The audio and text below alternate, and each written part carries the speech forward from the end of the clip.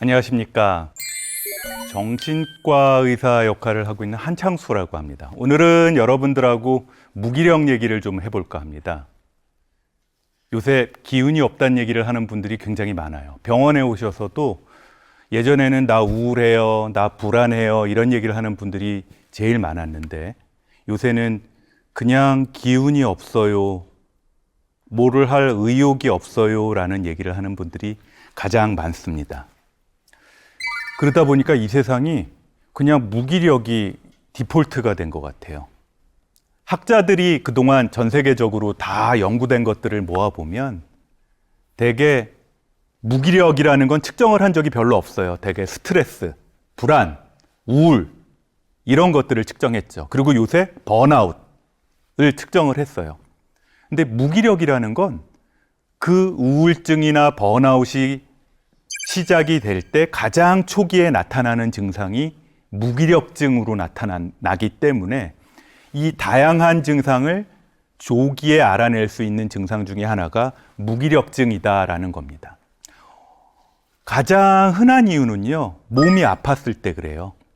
우리 산후우울증 때 애 낳아서 애 키울 걱정에 스트레스를 많이 받는데 남편이 일을 안 도와줘서 그 남편과 시댁이 미워서 산후우울증에 걸린다라고 심리학적으로는 얘기를 하는데 실상은 할 일이 너무 많은 상태에서 내일 출근도 해야 되는 엄마가 체력이 떨어져서 시작이 되는 경우가 훨씬 더 많아요.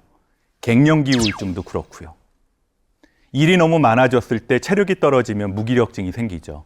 두 번째는 의지력이 떨어졌을 때 그렇습니다. 할 일이 재미가 없으면 하고 싶지 않죠. 사실은 몸이 게으른 게 아니라 감정적인 에너지가 떨어져서 그래서 무기력해지고 옆에서 보면 게으른 사람처럼 보이는 거죠. 세 번째 이유는 내가 지금 겪고 있는 일이, 내가 지금 하고 있는 일이 내 통제권에 없을 때 무기력해져요. 자, 일은 계속 떨어지는데 이걸 내가 어떻게 할 수 없으면 재미가 없어지는 것을 떠나서 에너지가 떨어지게 됩니다. 네 번째 이유가 미래가 예견되지 않았을 때예요. 직장인들이나 학생들이 공부를 열심히 하는 이유는 뭡니까? 1년 후에 또는 2년 후에 내가 생각하는 이걸 하리라 라는 기대 때문에 하는 건데 이제는 취직 자리도 많이 없어졌고요. 삼촌이랑 아버지는 이만큼 하면 이렇게 됐다고 나한테 얘기를 해줬는데 그때랑은 좀 상황이 다른 것 같아요. 미래가 예견되지 않으면 무기력증에 빠지게 됩니다. 그러면 증상은요, 몸이 무기력해져서 나타나는 무기력증이 가장 흔하고 감정적으로 무기력해져서 우울증에 빠지는 경우들도 있고요. 또는 정신이 무기력해져서 게으른 사람으로 나타나는 경우들도 있습니다. 번아웃 많이 들어보셨죠? 번아웃은 다 타서 활활 타서 일을 하다가 재만 남은 상태를 번아웃이라 그래요. 우리말로는 탈진 또는 소진이라고 얘기를 하죠. 근데 연구들을 통해서 보면 성실한 사람들은 번아웃도 덜 된대요. 오히려 열심히 사는 사람들, 그 다음에 일을 그냥 하루하루 자기 일을 하는 사람들은 번아웃도 덜 되고 우울증도 덜 되고 무기력증도 덜 된대요. 그리고 더 중요한 건 일할 때, 공부할 때 관련된 성실성은 타고나는 게 아니래요. 훈련, 그 다음에 결심. 훈련과 결심을 통해서 얼마든지 바뀔 수 있는 거라는 거를 잊지 마셨으면 해요. 그러기 위해서 우리한테 필요한 거, 특히 젊은이들은 나의 노력을 습관으로 만드는 게 필요하다는 얘기입니다. 습관을 만들어야 돼요. 어떻게 하냐? 일단은 쉬어야죠. 무기력할 때는 일단 에너지가 충전돼야 돼요. 스마트폰 100% 방전되면 켜지지도 않죠.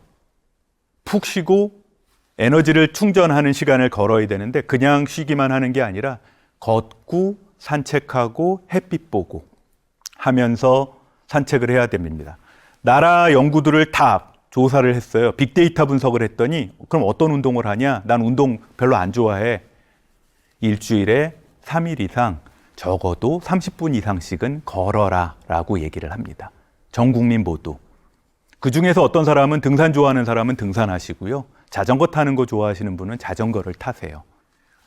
생활 속에서 많이 움직이는 것도 좋은 방법이에요.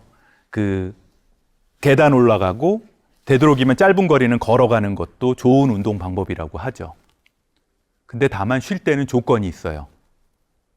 내가 하던 것과 좀 다른 방식으로 쉬어야지 맨날 컴퓨터만 보던 사람들은 쉴 때 스마트폰 보고 쉬면 안 쉬어집니다. 다른 일을 하셔야죠. 몸을 쓰던 사람이라면 쉴 때는 좀 누워서 쉬는 것도 괜찮아요. 가장 중요한 거는 한 번 쉬면 사람은 다시 일어나기 힘들어요. 그래서 쉬는 시간을 좀 정해놓고 쉬셔야 되고, 네 번째, 나 쉰다고 내 주변 사람들의 희생을 담보하지 말아라. 남편들이 많이 그래요. 일 끝나고 똑같이 퇴근하면서 부인 보고 집안일 다 하라 그러고 자기는 쉬는 남편들이 있거든요. 제가 그랬어요. 이기적인 쉼은 하지 말아라 라는 걸 잊지 마시기 바랍니다. 일을 되게 만들려면 일단 기초 체력을 갖추고 그 다음에는 일단 시작하는 게 필요해요. 그 다음엔 어떻게 해야 됩니까? 될 때까지 밀어붙이는 게 필요하죠. 그걸 우리가 아는 말로 지구력이라고 부르잖아요. 그 지구력은 자기 효능감이라는 자신감이 있어야 밀어붙일 수가 있습니다. 자, 그러려면 어떻게 해야 될까요?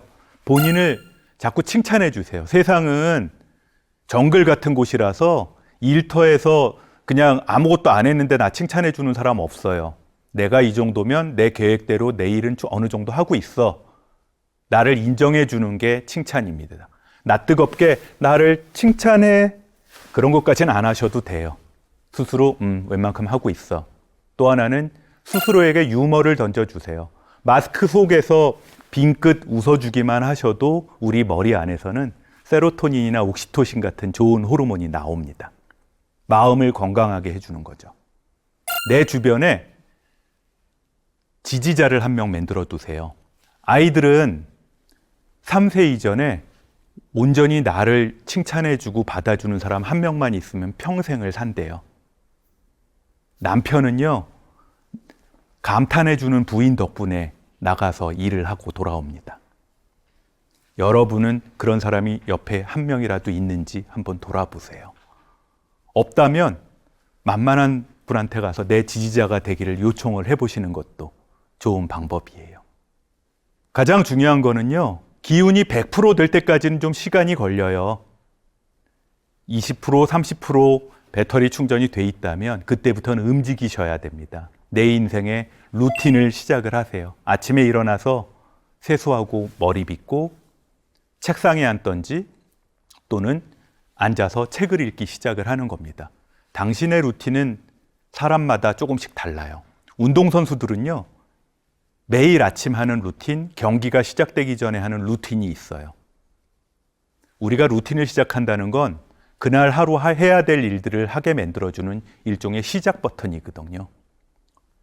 누구나 다 가지고 있습니다. 나의 루틴은 무엇인가 한번 생각을 해보시기 바라요. 할 게 없다? 일기라도 쓰세요. 일기도 길게 쓰실 필요 없습니다. 오늘 뭐 했어? 한 줄만 쓰셔도 나의 루틴이 될 수 있습니다. 일단 뭐라도 시작하시고요. 두 번째는 주변에 무기력한 사람은 가급적 만나지 마세요. 무기력증은 전염력이 있어서요.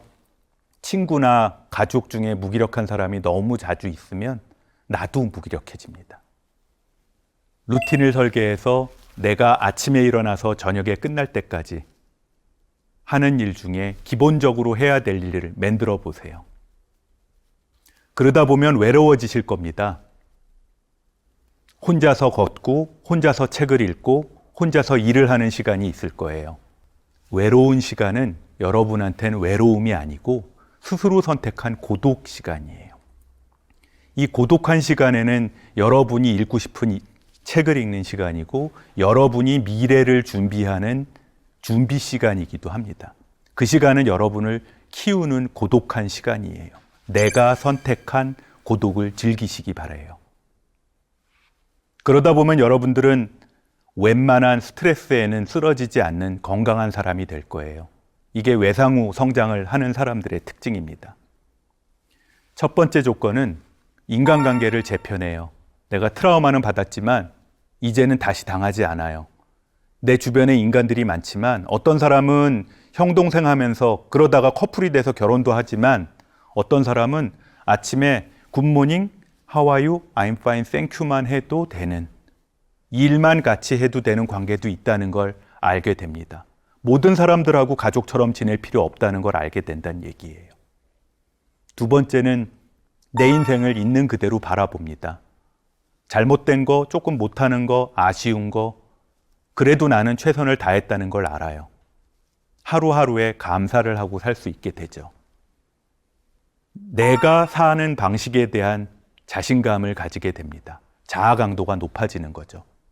누가 내가 잘 사네, 못 사네 하는 거에 휘둘리지 않는다는 얘기예요.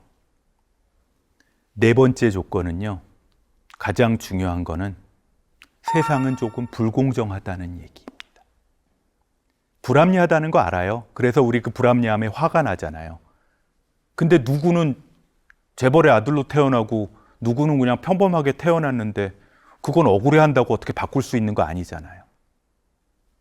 현명한 사람은 자기가 주어진 삶 안에서 내가 할 수 있는 만큼 노력을 하면서 사는 사람이 건강한 사람이라고 얘기를 합니다. 외국 대학에서 공부를 하고 있는 학생이 우울증에 걸려서 저한테 상담을 하다가 학교로 돌아갔어요. 늘상 본인이 원하는 것만큼 못하고 실수한다고 열등감에 시달리는 친구였는데 떠나가는 그 친구에게 제가 마지막으로 해준 말이 있었습니다. 마지막으로 해준 말이 뭐였냐면, 우리가 인생을 살면서 하고 싶은 건 굉장히 많은데 지나고 나서 생각을 해보면 그날 내가 할 수 있는 것 중에서 내가 할 수 있는 걸 하고 살았더라. 하고 싶은 건 이만큼 있지만 사실은 오늘 내가 할 수 있는 거는 요만큼이라면 그걸 내가 하고 산 거예요. 내일은 내가 하고 싶었던 많은 일들 중에서 내일 내가 할 수 있는 만큼의 일을 하고 살겠죠. 하루하루 그런 하루가 쌓이면 더욱 풍성하고 건강한 내 자신이 만들어질 수도 있다는 걸 잊지 마셨으면 합니다. 지금 느끼고 있는 여러분들의 무기력은 굉장히 일시적인 거예요. 무기력으로 죽지도 않습니다. 다만 마음은 번아웃 될 수 있어요. 여러분의 루틴을 만드셔서 이 무기력을 다 같이 이겨내시길 기원하겠습니다. 감사합니다.